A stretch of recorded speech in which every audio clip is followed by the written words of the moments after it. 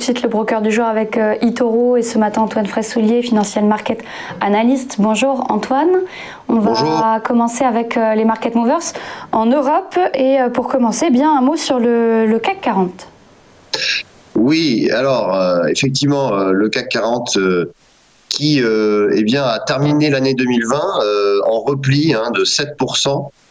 Alors cette année 2020, je reviens deux petites minutes, c'est-à-dire qu'on a connu une année exceptionnelle en termes de volatilité.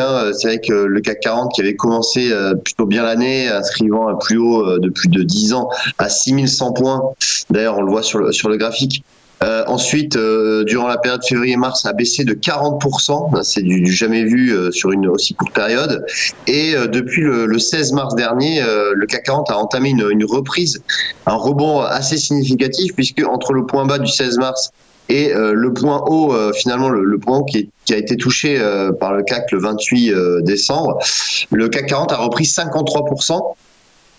Mais il termine tout de même en baisse de 7%, comme je le disais, avec un mois de novembre qui a été historique. Le CAC 40 a pris 20% sur le mois de novembre, ce qui constitue le meilleur mois, le deuxième meilleur mois depuis sa création.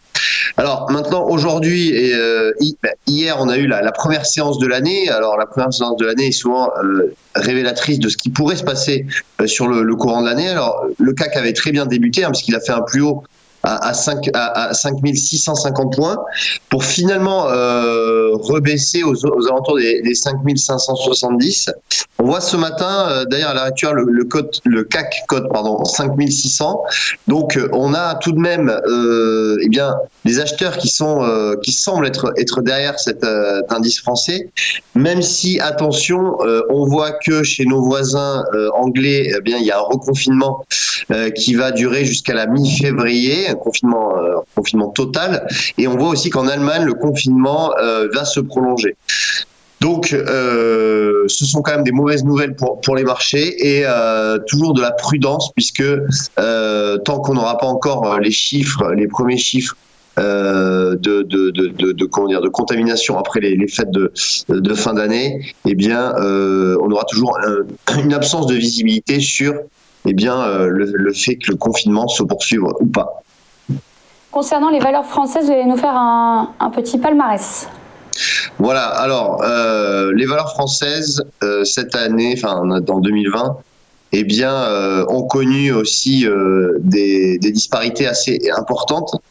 On avait à la fin octobre, on n'avait que 6 valeurs du CAC 40 qui affichaient des performances positives en 2020, et à la fin de l'année, on a ce nombre qui a triplé.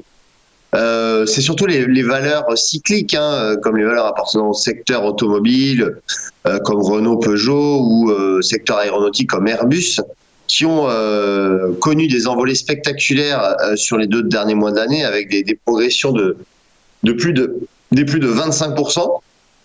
On a également le secteur bancaire qui avait bien repris, avec notamment les 3 plus grosses banques françaises, c'est-à-dire Société Générale, BNP Paribas et Crédit Agricole, qui ont repris aussi plus de 20% sur la période. Donc finalement, ces valeurs cycliques, les valeurs, on appelle ça la value, ce sont les valeurs un petit peu délaissées qui ont des cours sur bénéfices inférieurs à 10. Ces valeurs semblent vouloir repartir. On va voir si ce mouvement va se poursuivre en 2021.